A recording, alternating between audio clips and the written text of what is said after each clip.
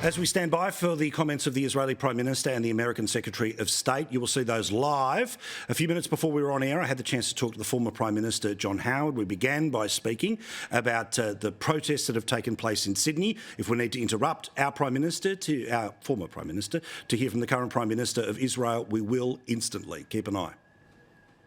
And the fact that these people, some of them, many of them were born in Australia, only adds to their guilt.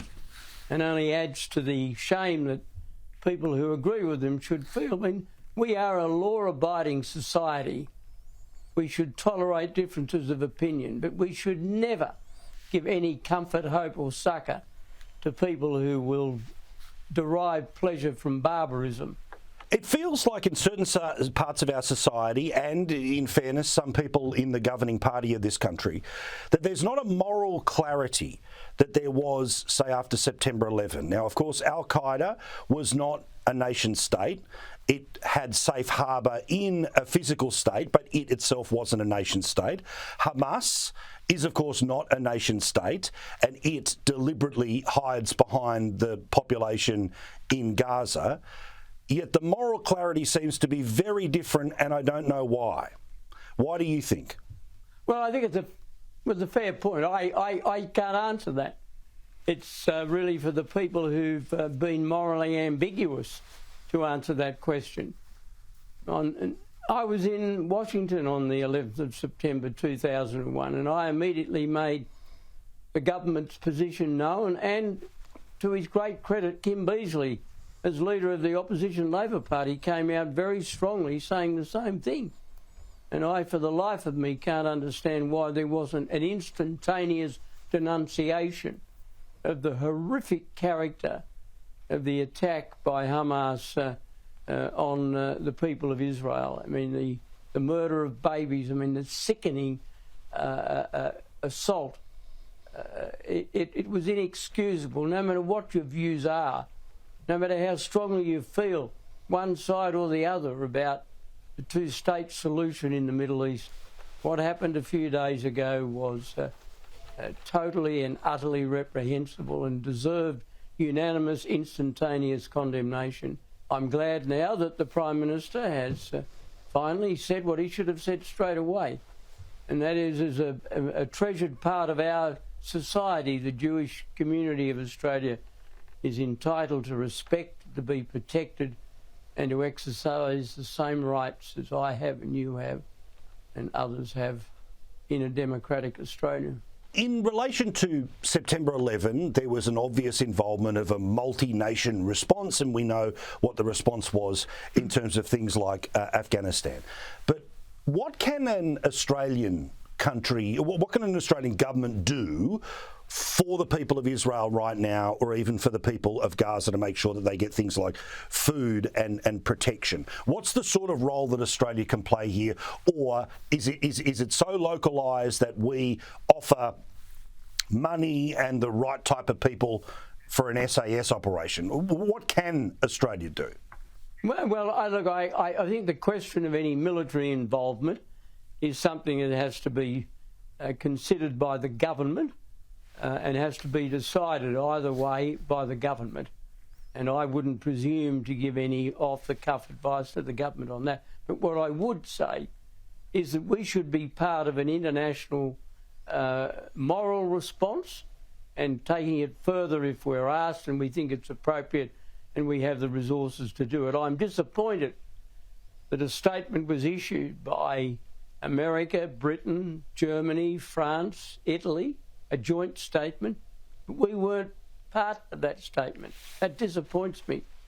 There are a myriad ways in which I'm sure we can be asked to help, and I just hope now that sense appears to have infused the government on this issue, and it's finally got its moral compass clear, it will stand ready to help our friend Israel. I've got two questions on the voice before I let you go. First is, I'm tonight trying to bring everyone back to first principles about when they first heard of this idea, what was their thinking, and that informs whether they're going to vote yes or vote no. We've, of course, had many, many months, many, many points. I'm giving everyone the opportunity tonight to tell us why the first principle should be what, in this case, you advocate being no, Mr. Howard. For the people that are thinking about, look, okay, finally I've got to sit down. No more undecided, no more hiding, I've got to do this. What's the final pitch? Well, don't vote for the Voice, because the Voice will divide people according to their race. And I don't want Australia divided according to race. My ancestors were Anglo-Celtic, other ancestors were from Greece, others were Indigenous, others were Chinese, others were Indian, but we are all Australians. One nation, one people, one destiny, one law. That's what I believe in. And it's that Australia that I want and I want to protect. And I fear that if we vote for the Voice, we'll begin to divide ourselves according to race. And we mustn't do that. And let's imagine that all the polls are correct, your advocacy is correct, most of the people watching is correct, and it is a no.